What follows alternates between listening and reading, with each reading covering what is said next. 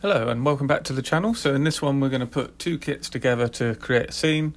We've got a Starlinets from Trumpeter and the French 155mm howitzer from Werk, and the mouldings by Tacom for the gun. So you can see the typical Trumpeter, very nicely protected sprues with a little bit of foam in between. So we've got a lot of wheels to go on. This is kind of like a tank pusher, transporter, puller sort of thing. It was created by the Russians in the 30s and used with all through the Second World War, and also a few cropped up in the Spanish Civil War, which is what I'm going to depict here, pulling the gun that was widely used in the Spanish Civil War and by the US in the Pacific, funny enough. But it's a French First World War gun, but it had quite a long life of action, it seems. So as usual with anything like this, it's starting with the wheels, and anything ground based. Lots of wheels. We've got idlers, sprockets, and the running gear wheels as well, and all getting the, I suppose they would be sponsons, or they would be the there's rows of wheels in a section connected to the main chassis like this. You've got one either side. So for want of a better word, I'm going to call it a sponson. And that is with the idler, the return rollers and all the small wheels underneath. Then the sprocket is on the actual section of the chassis. So just show you here how we get that built up.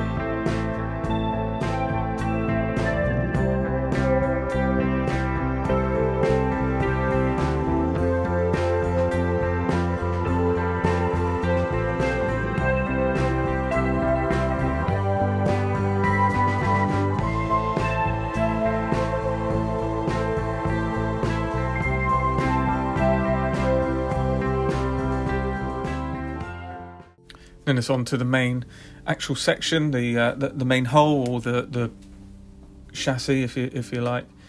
And again, this is built up. You've got to pay attention to the instructions. They are quite simple. It's not a difficult kit, but getting this all lined up, there is a little bit of. There's a few areas where you could make mistakes. You just want to pay attention and make sure everything's double checked before you commit to glue. But fits very good. It's noticeable by the lacking engine. There is a resin engine you can get, I believe, but it's not something I wanted to depict. However, they are often shown being used with both side doors to the bonnet open as well to let the air through, certainly in Spain. So it's, it might be something worth considering. It certainly makes it a more interesting model. So that's that section altogether. Now we've got the radiator going in, which has also got the sort of front grille. And there's a pipe there that just needs to go up and under, and it clips on, and it does square up nicely. This is one of those things where you've got a lot of these parts going together. If it wasn't for someone like Trumpeter, who's quite a reliable manufacturer for fit, you could have a lot of issues, but it squares up nicely. And there you can see the sprockets are fixed to this part of the chassis as well. And then these sponsons, again, for want of a better word, just sort of clip on like this. They hug this middle section of that bar running through the chassis, and just rest on that spring mount. And it is enough for of a fixing point, but you do have to be a little bit careful. Again, get some glue on, true it up, make sure it's square, and then I'd use some super glue just to fix it and then let the plastic glue go off over time. I wouldn't rely just on plastic glue, because you could have a little bit of creeping inwards or outwards. That's what I always like to do for wheels, but then again, you don't rely on super glue because it can be a bit brittle, so you use both. Then we've got the floor for the cabin, just sort of goes on. There's a couple of like arms that fix underneath it that move. It's all a bit finicky, but it's not too bad. It's not fiddly. It's just you've got to just get everything in the right place, and then it's okay. And that glues on there as well. There is some nice detail underneath where this floor is, but obviously you don't see much of it. And there's the bonnet now as well going on, and that connects between these two sections. So you've got like where the dials are going on the top of the cab floor, and then you've got the radiator at the front, and the bonnet just sits in between.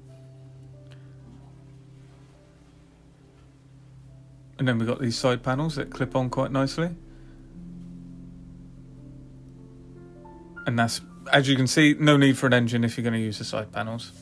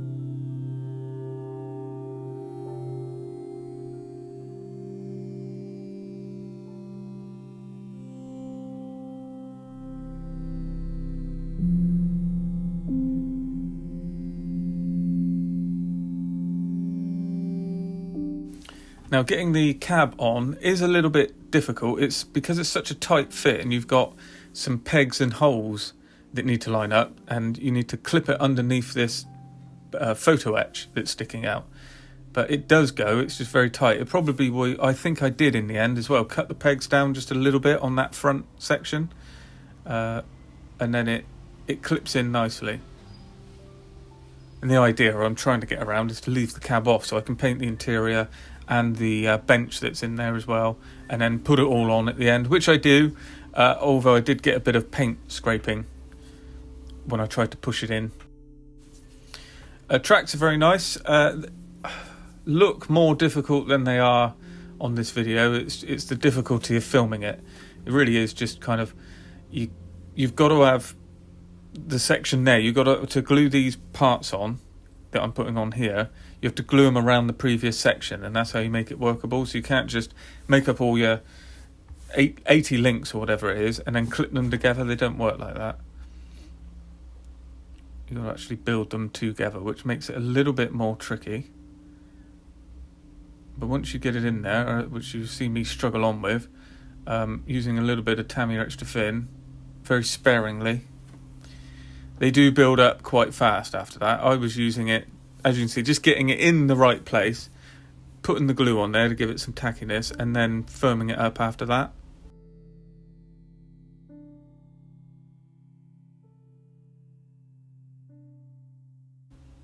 And if you give them a wiggle, you make sure no glue's got in there, and if it has, it doesn't fix. And you have very nice workable tracks.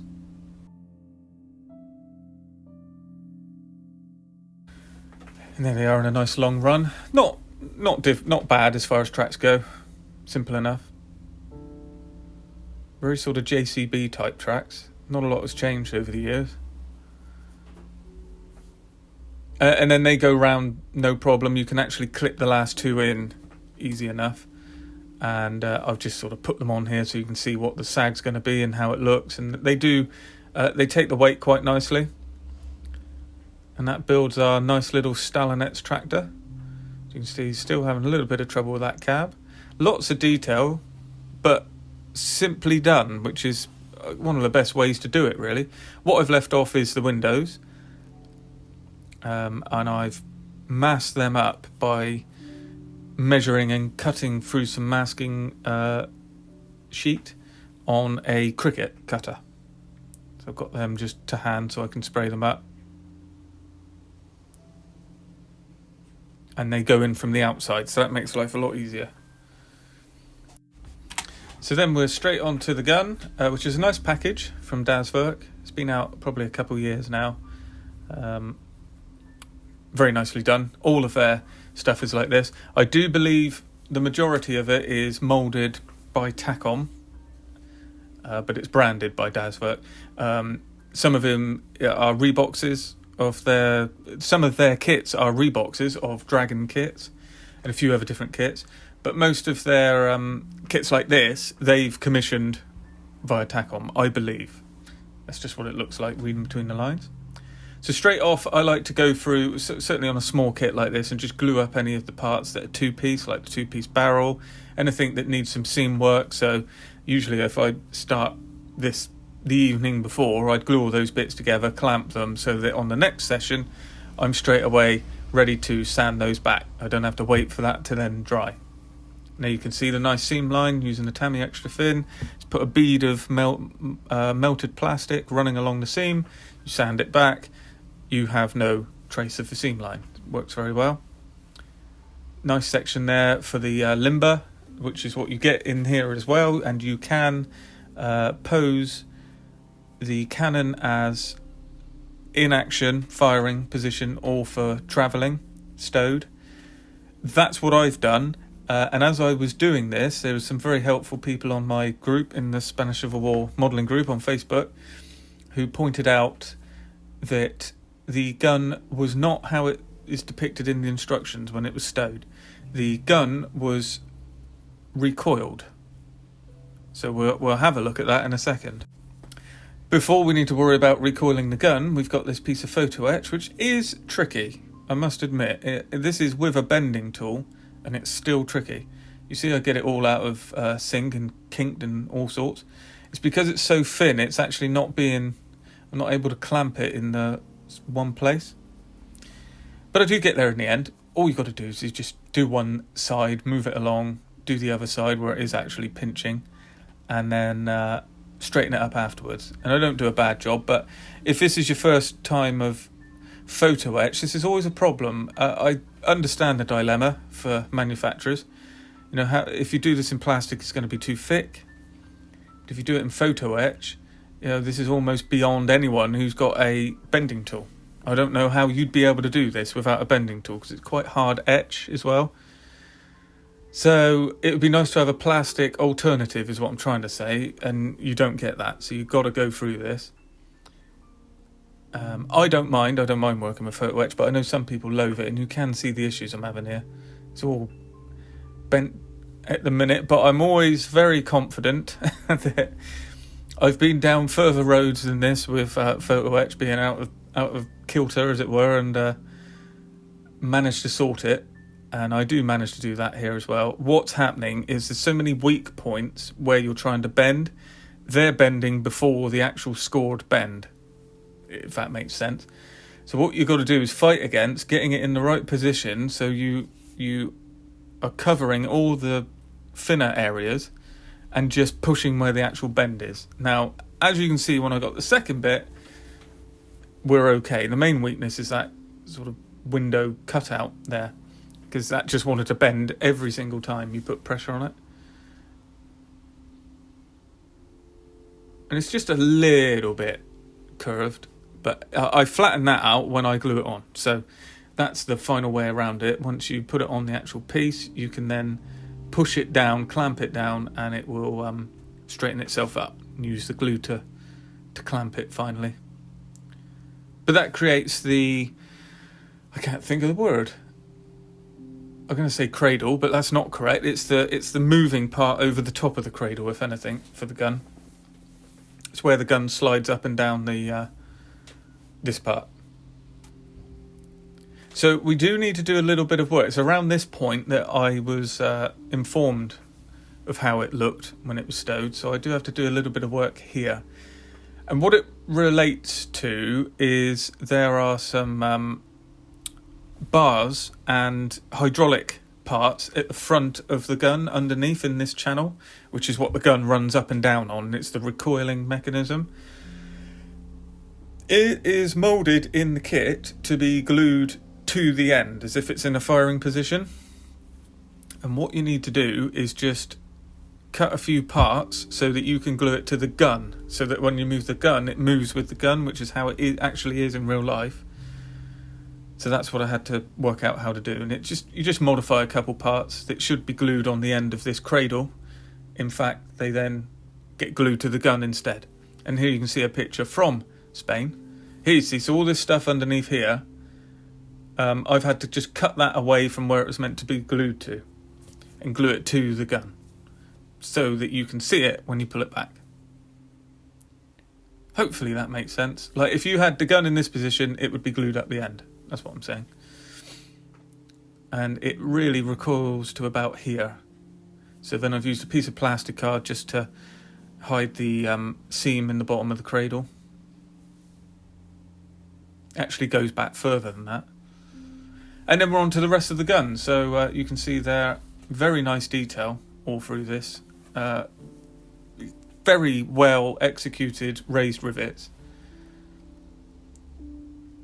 It's a really nice piece. The only thing that does show up at the end of the model is the gun shield. It is very thick, and you could probably, if I was going to do this absolutely properly, I mean, I'm not going to build another one, but I guess if I was going to put this in a competition or something like that, you could really have made the gun shield out of plasticard.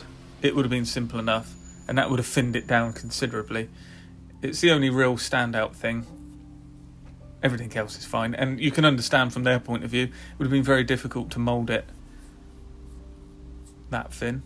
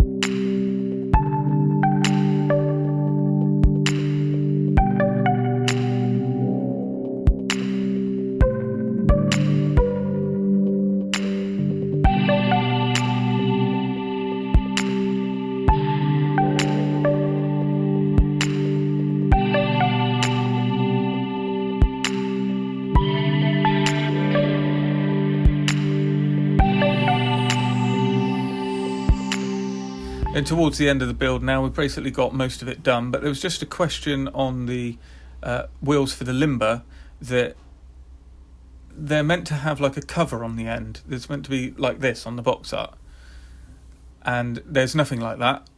I was going to make something, and then actually towards the end I didn't really notice, I didn't think about it, so I haven't done it for the completed model. But it's something to just bear in mind, because they're meant to be fixed on. But it's a nice piece. Yeah, certainly in the hand. It's a nice big chunky gun. It's a nice model. It's got some really good detail.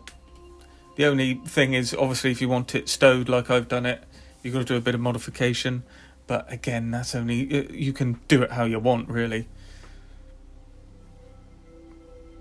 You can see here the thickness of the gun shield. With that curve, it might be difficult. Might be difficult to do any other way. We've got a nice little nameplate there as well, which on the photo etch, you've got different ones for the different manufacturers of the gun. So it being a Spanish one, it's got a different manufacturer than if it was a First World War and so on. Presumably they were licensed. So I'll leave you with that now. I'm going to mock it up with the Stalinets tractor towards the end. And at the end of the video, there are some really interesting and must be rare or unusual photos from it being used in Spain that I've lifted from the Spanish Civil War modelling group. They're not my photos. People have posted them in there, and it's an open group and you're free to post them. But it's a very nice piece. It's an interesting model, bit different as well, being from Spain. And next week we will have this all painted up and on a little scene. So hopefully you'll look forward to that. If you haven't already, do consider subscribing to the channel so you can stay tuned to everything we're putting up on weekly videos at the minute. And if you like what you see, let me know your comments down below. And as always, thanks for watching. I'll see you in the next video.